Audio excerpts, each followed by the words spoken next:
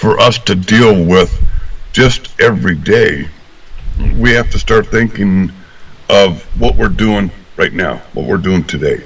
Right. And, what am I going to do right now to help me? We're going to have to start getting selfish here. Right. Because we're talking about us coping for the day and for this minute and for the next hour and till we get to the end of the day. We have to start being selfish. What do we put into our bodies? Mm-hmm. We have to start being a little selfish and saying, I can't put that crap in me anymore. Right. I need to start doing something better. What was it? Floating. Mm-hmm. Yeah. If you have access to that, it's selfish. Mm-hmm. I mean, we could say that spending, that $70, $80 or whatever, Mm-hmm. is selfish. But if it helps us to relax and to make our pain better for a while, Mm-hmm. We're taking care of ourselves. We're getting through our day because when we feel better, everybody around us feels better because we're not being total jerks. Yeah. When you're hurt, I'm sorry, but you can be an ass. Yeah. I can't. And I don't mean to. It's I apologize to my wife constantly. I don't do this on purpose. Yeah, that's my wife. My wife said something to me earlier. She said, "I just don't understand why you're so argumentative and so irritable." I said, "Do you ever stop and think chronic pain? Yeah, chronic pain. Just because I don't tell you that I'm hurting doesn't mean I'm hurting. See, I hide mine a lot because I hear a lot of grief over it. So I just hide it. I just hide it from people. Yeah. I just don't always tell people." But it's been bad for about a week now. It's been up and down, up and down, up and down. The stomach issues I can't get over. I don't know what it is. First they say it's pancreatitis, then they tell me it's ulcers, and I take medication for that. I can't eat nothing. I can't drink nothing because it makes my stomach hurt. Yeah. So it's like, broke out with these little what they're called CRPS sores is what they are. Sores from CRPS. I got them all over me. It's just been rough, and I know I'm an irritable ass. I know that. Yeah. And I try not to be, but you just don't feel well, man. You just don't feel well. So it's hard for other people that are not in our condition to fully understand that, and I take that into consideration. They'll say. My wife will say, "Oh, my head hurts." I'm like, "Yeah, wait till you get one of my killer headaches." My daughter gets bad headaches as well, but I never had headaches before I got CRPS. Never. I mean, I've had just very few, and they were mild ones, And yes, I mean, your whole life changes, and people on the outside, I say outside, people that don't have a chronic pain condition don't fully understand what you go through. They try to understand. They just don't understand the whole thing, because it's a lot. It's a lot to go through. It's a lot to understand. So it's like, we just keep looking for things that work. I said, garlic is very good for the body. It helps with everything, just about. Ain't too much garlic doesn't help for. There's a lot of healthy foods out there that's good for CRPS. Coffee is bad for CRPS. Yeah. People don't want to believe that, but it does cause the CRPS, or can cause the CRPS to act up more. Yeah. So, and I won't say it does, but I know a lot of people that drink coffee, including myself. I drink it every once in a while, but not like I used to, because I noticed a change in my pain level when I quit drinking it. So I'm like, okay, now when it's real cool out in the morning, I'll have a cup, but I pay the price for it. Yeah. So, and it's hard for us to travel any length of time, any distance. I've mentioned this before. I know you've seen my post. If you have CRPS, how can you travel all around the country every week? You're in a different state. I don't believe that people that do that actually have CRPS, in my opinion, because it just can't be done. It just can't be done. You can only block. Yeah, and people say, "Well, I just block it out of my mind."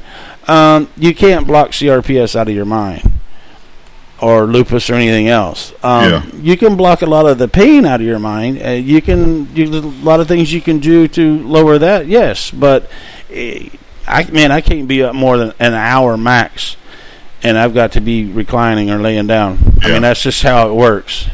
And I know a lot of people have CRPS, and there's just, I'm going to say, worse than mine, because they have it. They have their full body and this and that, and they got no use of one of their limbs, which, I've got limited use to my left side, but I can use my left side a little after a lot of therapy and stuff with that. But well, there's a lot of ways that you can, block the pain, but it was something I learned when I was in the service, where,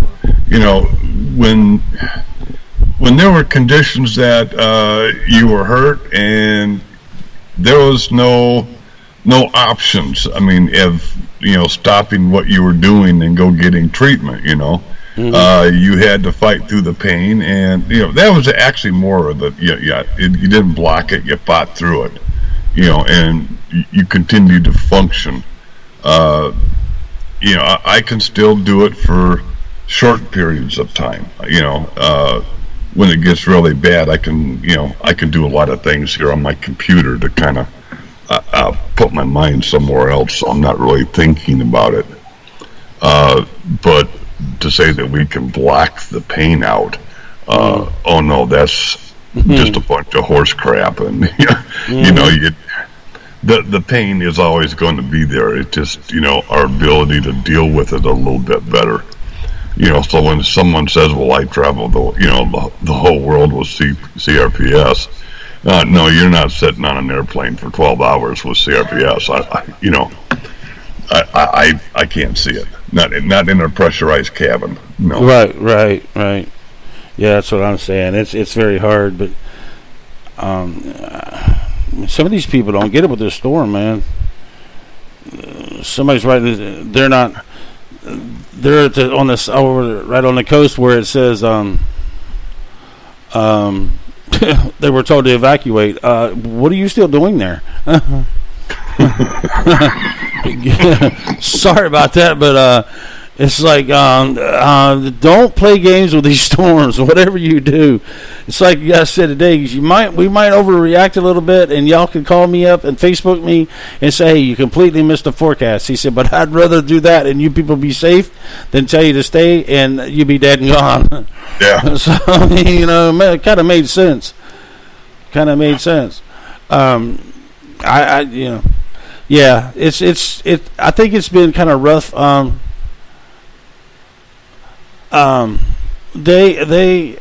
It's going to be rough for a lot of people this weekend and this week, because these storms don't have to get real close to you to change the barometric pressure in the atmosphere, because it's still, I forget how many miles away it is. I think it's like 500 miles away now or something, somewhere in that area. And I'm already feeling it. Started feeling it about 1 o'clock this afternoon. So yeah, I mean, it can affect people's pain from a long ways away. And they say the storm's the size of Texas, so that's a big storm. Yeah, a very big storm. Well, I couldn't live down there.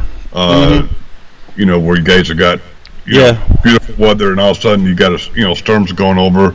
Right. That constant change in weather and barometric pressure. I couldn't do that. Right. No way. I'd be the meanest person you ever saw. Yeah. No, I'd have to shoot myself, I think. In Arizona, I mean, people say, "Well, go down where it's nice and dry." Yeah, but man, they get some storms down there too, though. Yeah. Oh, yeah.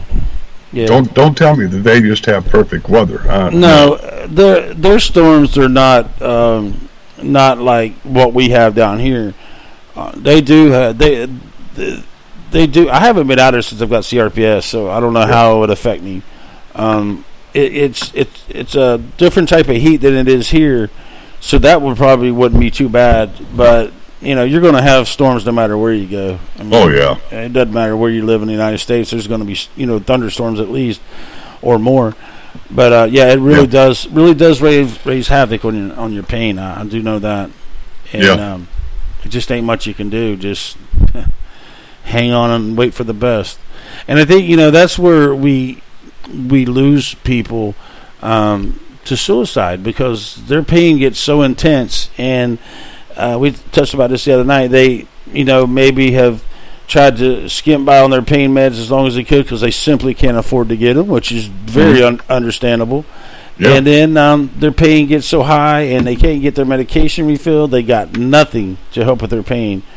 And they just say, you know what, enough's enough. I'm not living like this no more. Yeah. And it's over. And that's very sad.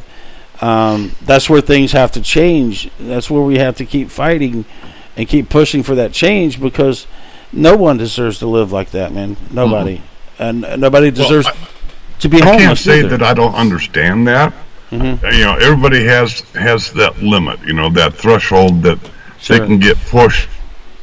Just once you hit that edge, mm-hmm. you're going over, and when people are dying, it's the same, from what I've heard from anybody who was dying, is that right before they die is, I can't do this anymore. Mm-hmm. And as I said, I mean, once you say that's enough in your mind, you're going to be gone. And when you're living in extreme pain, people are going to hit that, and that's where we have to come in and try to find something for them. In this world today, man, I tell you what, it's hard to find any place within the government, in the medical system, where we can find people relief. Sure. Doctors are afraid to prescribe anything anymore because they don't want to lose their license. That's their livelihood. Mm-hmm. You understand it. Yep, you're absolutely right. Yep, I agree, and that's where the changes need to be made. We need to really step it up and try to do the best we can, and we are. Yep. I mean, a friend of mine, Howard, is going on the news tonight at 10 o'clock, where I forget where it's at, to talk about this kind of stuff.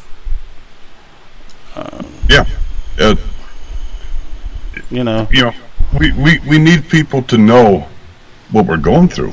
I mean, we've talked about this for, you go into the mall and you go to pull into a handicap parking spot, and somebody's there, they got no license plate, they got no tags, and you see them running back out to their car and jumping in there, and okay, so maybe on the outside you don't look handicapped, right? But that doesn't mean that you can go take their parking spot because, well, you don't look sick. Yeah. Well, yeah, but that doesn't mean that you're not. Mm-hmm. The pain inside, it doesn't show outwardly. There's no bruises, there's no bumps, there's no cuts and sutures or, casts. People don't know. But, that's where we have to start saying, hey, we're here and we're real people, and what I have is you can't see it, right? But it doesn't make it any less real. Oh no, by no means, yep, definitely.